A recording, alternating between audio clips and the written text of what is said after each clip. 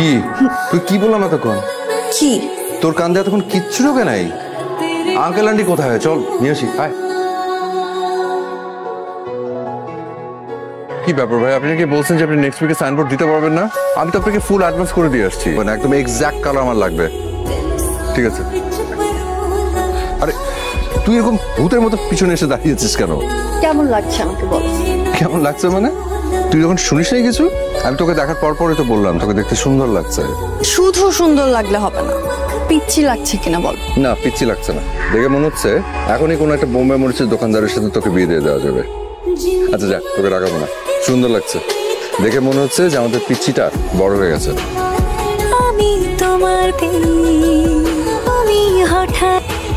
আমার ভাইয়ের না 3-4টা সিম, ওইখান থেকে একটা ম্যারেজ। এটা ভালো চুরি। আচ্ছা সিম তো ম্যানেজ হলো, but phone wait, only message. ঠিক আছে না? পারফেক্ট। আচ্ছা, আর কতকাল সিঙ্গেল থাকবেন? স্ট্যাটাস চেঞ্জ করে ইন এ রিলেশনশিপ দেওয়ার সময় হয়নি আপনার? কে, কার নাম্বার এটা? নিশ্চয়ই কেউ ফাজলামি করছে। কল দিছে, ধর। ইম্পসিবল। আমি বোবা, so no call, only text. কে আপনি? মেঘ বালিকা। আন্দাজি বিরক্ত করতেছে কে জানো।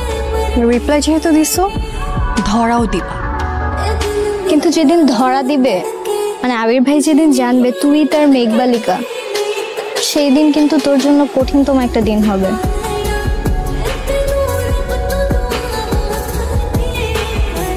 জানি, কিন্তু সেই দিনটা না আসলে আমি তার মেঘবালিকাও হতে পারবো না। আর আমি সেই দিনটার জন্যই ওয়েট করছি।